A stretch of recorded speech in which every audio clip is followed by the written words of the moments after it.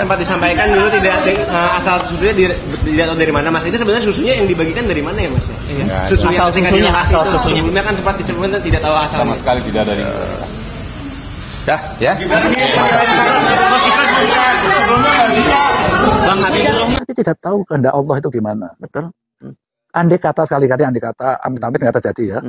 Terjadi katakan 08 itu berhalangan tetap. Rasanya gitulah. Ya. Tetap. Siapa jadi presiden? Ya wakil presidennya. Nah iya kan otomatis karena itu konstitusi kita. Dengan modal kayak begitu, apa cukup menangani masalah negara yang sangat komplikated? Nasib bangsa ini yang dipertaruhkan. Ya dipertaruhkan kan. Pada saat ibaratnya seseorang dikasih kemudi, komando, nggak bergerak-gerak ini barang, terus apa? Karena kan ada jalan. Apa yang terjadi? Ambil alih orang kan? Walaupun secara tidak langsung dari luar, kendalikan kan itu. Tapi kalau jalan dan kemudian nabrak-nabrak, nggak karuan kan juga lebih parah. Lebih maut lagi kan. Tetapi dikendalikan orang juga tetap nggak karena dia punya interest. Bukan bangsa dan negara, interest dia untuk kepentingan itu. Kecenderungannya itu ya, yang akan terjadi. Inilah yang dikhawatirkan. Jadi sekali lagi, kayak begitu. Sekali lagi, aku ngupas dari versi saya. Menurut saya, tetap itu masuk akal kan kekhawatiran itu. Tapi kalau saya baca kan yang dipersoalkan soal proses inkonstitusionalnya. Ya memang prosesnya kan gitu, ngakali konstitusi lah. Lewat pamannya kan itu prosesnya. Kalau suratnya Purnawirawan itu jelas, referensinya pasal 7A, 7B, konstitusi mengenai pemakzulan. Sehingga mereka harus bahas, misalnya soal kapasitasnya Gibran itu sendiri. Karena kan dikarbit tuh dengan umur itu kan. Belum lagi soal fufu-fafa. Targetnya bukannya bulan depan Gibran harus jatuh, bukan itu. Tapi jangan sampai ada terjadi lagi orang yang tidak punya kapasitas menduduki jabatan karena memanipulasi sistem ketatanegaraan. Kalau kita mau memakzulkan satu orang, wakil presiden saja, boleh dilaksanakan secara terpisah. Saya punya harapan ini berlanjut, bahkan sampai MK, dan kalau memungkinkan silakan sampai MPR. Kenapa masih mengharapkan DPR untuk merespon surat itu? Mantap, besok bagus. Mantap. Kita sudah tahu DPR itu sejak zaman Orde Lama sampai Orde Baru, sampai reformasi, brengsek semua. Jadi jangan harapkan DPR melakukan inisiatif untuk perubahan. Setiap perbuatannya TNI, mantan TNI harus atas dasar kebenaran profesi. Jadi atas dasar doktrin yang ditanamkan sejak kita masuk, maka kita sekarang ini mencoba untuk melakukan penyelamatan bangsa dan negara. Nah, kalau sudah kita dekati dengan cara yang sopan, tapi ternyata diabaikan, nggak ada langkah lagi kecuali kita ambil secara paksa. Fufu Fafa agak berat, dia minta maaf Bang. Karena ketika dia jadi wakil presiden, dia menyatakan itu bukan akun dia. Ada perbuatan berbohong. Nah sampai sejauh ini, baik di isu Fufu Fafa maupun bagian tubuh perempuan ini, dia sama sekali tidak menunjukkan sikap yang tegas ya. Dan harusnya dia berani saja, ya silahkan panggil saya siap datang untuk mengkonfirmasi apa-apa yang ada. Jadi ada banyak mekanisme Bang. Assalamualaikum warahmatullahi wabarakatuh. Nah sampai sekarang ya DPR tidak membacakan surat pemakzulan dari Forum Purnawirawan TNI. Dan sampai pada akhirnya pun Forum Purnawirawan TNI siapkan opsi paksaan untuk pemakzulan Gibran. Nah ya, jadi ini sepertinya bakal memanas ya kalau DPR tidak membacakan surat pemakzulan yang diserahkan oleh Forum TNI kepada DPR. Nah, ada dugaan ya bahwa ini terjadi pembelahan dari Forum Purnawirawan TNI ini. Ada yang mendukung supaya Gibran ini tidak dimakzulkan. Makanya kemarin kita lihat Gibran ini merapat ya, bertemu dengan Purnawirawan yaitu Hendro Priyono ya. Sepertinya dia memang menggalang kekuatan ya supaya tidak dimakzulkan. Dan juga kita lihat statement dari Hendro Priyono ya, sepertinya beliau memang tidak mendukung pemakzulan Gibran. Nah, menurut pengakuan Ketua DPR RI yaitu Puan Maharani, katanya sih mereka ya atau Puan Maharani ini belum menerima surat dari Purnawirawan TNI untuk pemakzulan Gibran. Jadi ternyata ya surat tersebut ya sudah dikirim oleh Forum Purnawirawan TNI pada tanggal 26 Mei 2025 dengan ditujukan ke Ketua MPR dan Ketua DPR RI. Surat diteken 4 purnawirawan TNI yakni TNI Purnawirawan Fakhrul Razi, Marsekal TNI Hanafi Asnan, Jenderal TNI Purnawirawan Yasno Sudarto, dan Laksamana TNI Purnawirawan Slamet Subijanto. Nah, Forum Purnawirawan TNI ya mengancam bakal menduduki gedung DPR atau MPR apabila surat tuntutan pemakzulan Wakil Presiden Gibran tak segera diproses. Nah, menurut Bivitri Susanti, pakar hukum tata negara, usulan pemakzulan Gibran jalan di tempat Jadi sampai Bivitri Susanti mengatakan lucu, DPR langgar aturan mereka sendiri. Jadi memang benar-benar aneh ya. Padahal suratnya udah diserahkan, katanya belum diterima, dan sampai sekarang pun belum dibacakan ya.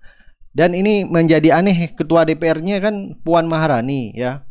Sudah jelas-jelas sangat berseberangan dengan wakil presiden yaitu Gibran alias Mufafa ya. Baik ya, coba kita dengar ya pernyataan dari Purnawirawan TNI ya.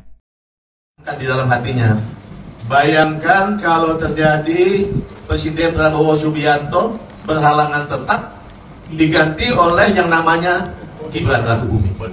Apa jadinya bangsa ini? Hancur. Jadi nggak usah ditunggu lama-lama mestinya, karena lama terlambat akan nggak ada gunanya lagi. Oleh sebab itu makanya kita ingatkan kembali, dan saya senang rakyat Indonesia apapun profesinya terus menekan atau mendesak DPR untuk mengambil langkah-langkah sesuai dengan fungsinya. Kalau masalah apakah sudah memenuhi syarat untuk sesuai dengan Undang-Undang Dasar pasal 7A, sudah sangat memenuhi syarat. Kalau di 7A itu ada 6 hal yang tidak boleh dilakukan dan bisa dilakukan, dimakzulkan, sudah memenuhi paling tidak 3 tadi. Kalau 6 itu yang disebut secara nyata, ya itu 1, dia sudah melakukan hal-hal yang sangat memalukan, atau dalam bahasa hukumnya itu disebut hal-hal tercela. Kedua, dia melakukan korupsi meskipun belum terbukti secara. Tapi kalau kita lihat, kita dengar segala hal yang disampaikan, rasanya nggak terbantahkan itu. Dan selanjutnya yang ketiga, bahwa tidak lagi memenuhi syarat sebagai wakil presiden. Itu disebut nyata di dalam pasal 7A Undang-Undang Dasar 45. Jadi kalau dari aspek itu saya kira sudah terpenuhi, tinggal sebetulnya DPR mengambil langkah-langkah mengusut apa betul sudah itu. Dan kalau sudah, saya kira nggak usah tunggu lama-lama lah. Kasihan bangsa ini, apa jadinya bangsa ini? Nanti jadi bahan ketawaan di orang negara lain kita ini, dipimpin oleh tamatan SMP yang nggak jelas juga ilmunya, yang mengaku bahwa dia nggak pernah baca-baca, Pak, nggak ada budaya baca di tempat di rumah kami, kata beliau kan ya. Mungkin budayanya hanya budaya lain. Terima kasih. Pak, apa langkah konkret pemerintah pusat untuk mendukung petani kopi yang ada di Jawa Timur? Sama. Hari ini kita di Bondowoso panen kopi, kemarin Rabu di Banyuwangi. Jadi ini kita memang intens sekali untuk mengawal program-program dari Pak Presiden, khusus untuk kopi ini ya, karena kopi Indonesia ini sudah mendunia. Kita ini produsen kopi nomor 4 dunia, kita pastikan kualitasnya terjaga dan kuantitinya mencukupi kebutuhan dunia. Jadi dari tahun ke tahun permintaannya terus meningkat. Jadi ini sekarang PR-nya ya hampir sama seperti tebu, beras dan lain-lainnya. Pengadaan alat-alat modern, pupuk yang mudah terjangkau, bibit, ini akan kita kawal terus. Karena sekali lagi kopi kita ini sudah mendunia, harus kita jaga kualitasnya, branding. Tadi sudah sempat dibahas Pak Bupati, apa yang namanya branding ini sangat penting sekali karena kopi ini membawa nama. Pertanyaan dari wartawan, apa langkah konkret Wakil Presiden mendukung petani kopi di Jawa Timur? Takon A jawabannya B. Malah kakean cocok tekanan dindi. Kowe jane paham ora sih Bran dijak omongan? Kok nek dijak omongan kira tau nyambung, ra iso nyambung ngono lho. Sing salah wartawane apa otakmu sing ra mampu menguasai bahasa manusia? Mungkin bahasa binatang dia baru tahu. Terus apa sebenarnya sing nenggon pikiranmu ngono lho? Ya sorry itu saya ya, ini buat pendukungnya, bukan saya banyak bacot ya. Saya ulangi lagi video ini. Itu tuh wartawan nanya langkah konkret, apa langkah konkret Wapres mendukung petani kopi di Jawa Timur. Tapi kamu malah menceritakan saya lagi di Banyuwangi ini kopi di Indonesia mendunia ini. Bukan itu jawabannya. Bukan. Dan kamu apa enggak mempelajari naskah dulu apa yang kamu mau lakukan di situ saat kunker gitu loh.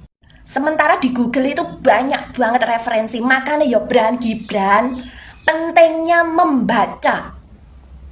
Kamu nggak pernah baca, kamu dungu. Orang yang nggak mau baca, orang yang nggak mau mempelajari sesuatu dari referensi, dari Google, dari buku, ya jadinya seperti ini gitu loh. Padahal di Google itu banyak langkah konkret pemerintah untuk mendukung petani kopi ini. Meningkatkan akses pasar, pelatihan, bantuan teknik, peningkatan akses pasar, memfasilitasi kerjasama impor, mendukung pemasaran produk. Ini bisa dibaca gitu loh. Membangun sistem logistik. Nih, kalau kalian nggak percaya, searching di Google ada gitu loh. Nih, bahkan ada pendampingan intensif. Pemerintah menyediakan pendampingan intensif bagi petani mulai dari proses budidaya hingga pasca panen. Peningkatan kualitas dan nilai tambah produksi kopi. Perbaikan infrastruktur serta sarana dan prasarana. Yaitu peremajaan kebun kopi, menyediakan bibit unggul. Pemerintah membantu petani dalam mendapatkan bibit unggul kopi yang berkualitas tinggi sesuai dengan standar internasional. Menyediakan alat pasca panen, penguatan kelembagaan, membangun kelembagaan pertanian atau petani. Pemerintah mendukung pembentukan penguatan kelembagaan petani seperti kelompok tani dan koperasi. Langkah konkret Gibran. Lo kalau belajar di luar negeri, sepertinya kalau SDM-mu cara ngomongmu seperti ini, saya pun ragu kalau kamu tuh lulusan Singapura gitu loh. Dan saya pun ragu, otak-otakmu ini bukan otak sekelas wakil presiden. Katanya yang muda, generasi penerus bangsa. Tapi kualitas SDM-mu, cara berpikirmu cetek. Gini ya, lo tuh bisa baca Google asli nih. Dan setiap lo ngomong, itu berbelok dengan lawan bicaramu. Apa yang ditanyakan lawan bicaramu, jawabanmu apa gitu loh, nggak nyambung. Misalnya yang di pertanyaan simpel, kue wes mangan, terus kue jawab, manganan yang paling enak iki yo sate, gulai, tongseng, spaghetti, burger. Sing panganan paling enak itu tukune neng mall, neng restoran, neng McD.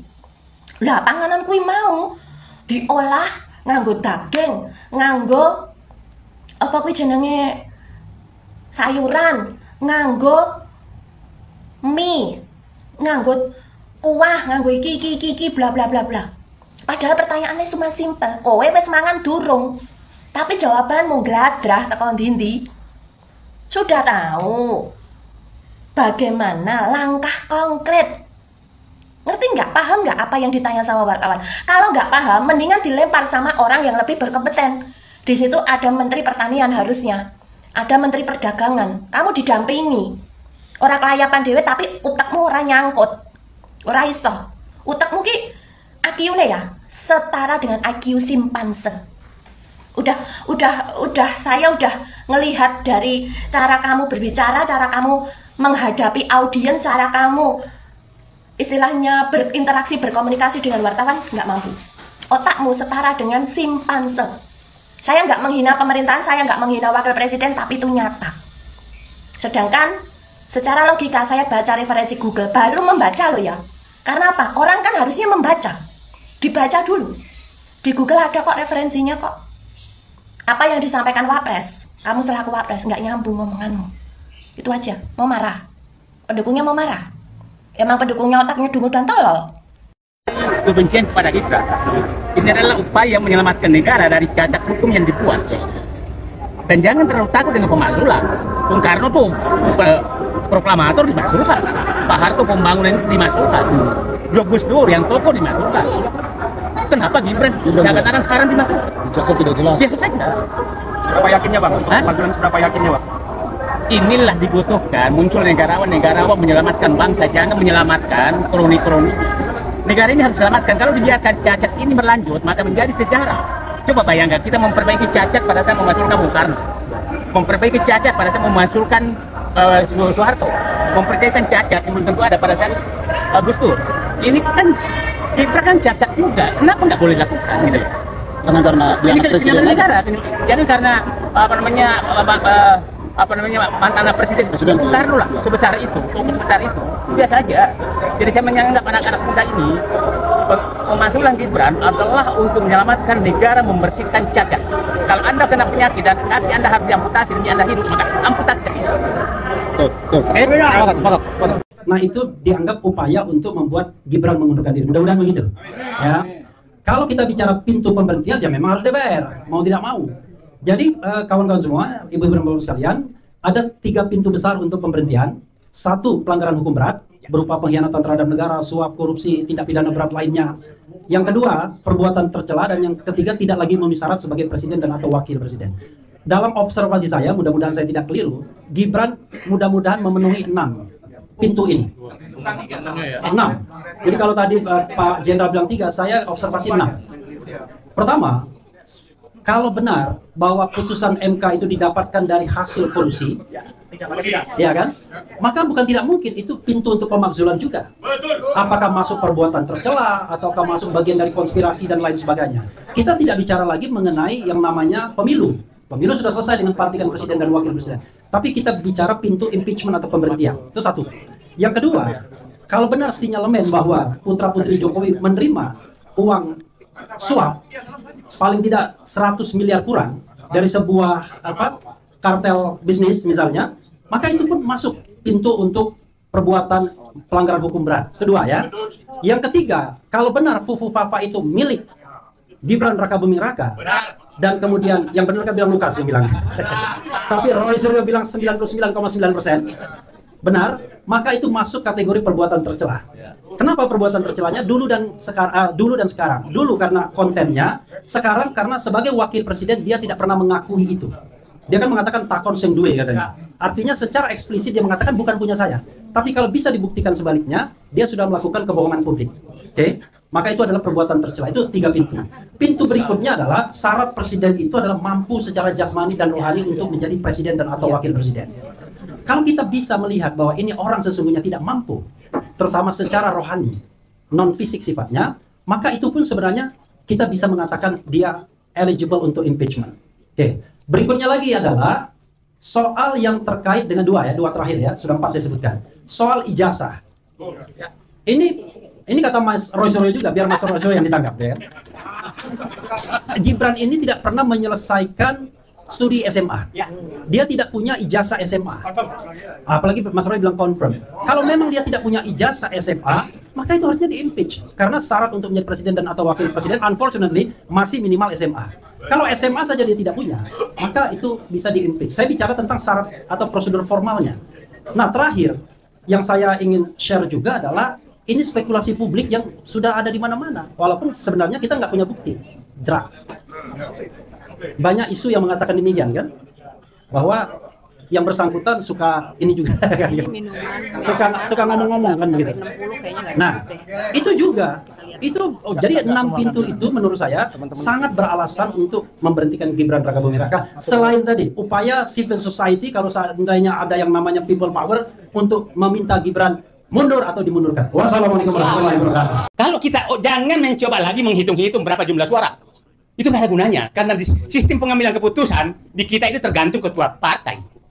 Sekarang terakhir saya membahas peluang masing-masing ketua partai. Apakah ada harapan? Harus. Nggak, saya jelaskan dulu. Apakah masih ada harapan mereka? Bukan, belum tentu harus. Semoga. Bapak masih mengharap kepada ketua PAN? Ya, tentu. Enggak kan? Ya, jadi bukan harus. Bapak masih mengharap ketua umum Golkar?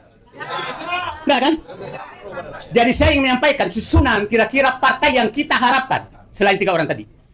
1, PDIP, karena dia konsisten, ingin tidak mau 3 periode, mudah-mudahan masih konsisten. Kedua, Gerindra. Ketiga, tapi masih dengan Demokrat tapi agak di bawah lah. Yang kira-kira abu-abu itu PKB, PKS itu abu-abu. Yang kita tidak bisa harapkan 3 partai. Menurut saya, ketumnya belum tentu anggotanya. Ketum Partai Golkar jangan pernah mengharap, karena dia takut sama Raja Jawa. Yang kedua, ketum PAN jangan pernah berharap, ya, karena saya tahu dia lompat kiri lompat kanan demi sesuatu. Yang terakhir yang ini lompat kiri lompat kanan juga itu ketua umum Nasdem. Oke, jadi terakhir saya katakan tarian poco-poco yang dilakukan oleh parlemen saat ini hanya bisa dihentikan oleh 3 orang. Yaitu Prabowo, Megawati, dan sedikit pada SBY. Mari kita ketuk hati mereka seperti hanya 98, hanya 4 orang berkumpul, Gus Dur, Megawati, Sri Sultan, sama Amin Rais. Apakah 3 orang ini bisa berkumpul? Disitulah kita menguji nasionalisme, patriotisme mereka untuk menyelamatkan bangsa ini, karena tidak terbayang saya kalau terjadi sesuatu kita akan dipimpin oleh Gibran. Kenapa? Dan jangan heran kalau banyak sekali menginginkan Gibran. Oligarki sangat menginginkan Gibran. Karena gampang sekali diatur. Karena bodoh. Ya. Jadi musuh kita itu, ya saya sering adalah oligarki menginginkan Gibran menjadi presiden.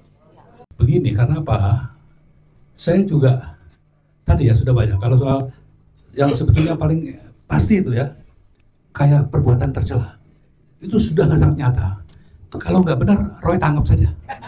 Karena beliau yang menjamin saya 99%. Ya toh? Nah, yang saya tidak mengerti kenapa kalau memang dilindungi si Sufufa ini ya, panggil dong dia. Panggil, kalau memang tidak benar, penjarakan. Ya, tapi sebaliknya, kalau dia benar, penjarakan juga dia. Nah ini yang sebetulnya buat kita semua ya terombang-ambing. Coba bayangkan ya, kalau sebagai ini aja lah, sebagai orang Indonesia, ya, saya ketuk hatinya siapapun yang mengatakan bahwa kita ini orang-orang apa sakit hati ya, orang yang berkabinet itu saya tahu semua lah ya. Coba saya di sini, buktikan kalau saya sakit hati atau orang yang dapat jabatan, buktikan. Saya justru curiga kalian sebetulnya bermain-main dengan jabatan untuk melakukan hal-hal yang kita khawatirkan. Oke, sekarang saya ini semua ada yang jadi sibah-sibah semua ya. Coba bayangkan, saya akan buktikan bahwa Pak Jokowi, saya sanksikan dia mencintai negeri ini. Kalau dia mencintai negeri ini, tidak mungkin seseorang dengan kapasitas yang seperti itu didorong untuk menempati kedudukan yang sangat-sangat menentukan nasib 200 juta orang Indonesia ke depan. Ya. Yang penting saya cuma garis bawahi ya. Tidak mungkin. Karena apa? Bayangkan tadi sudah masalah SMP, nanti saya ada pembuktian, saya nggak begitu ikut ke sana ya.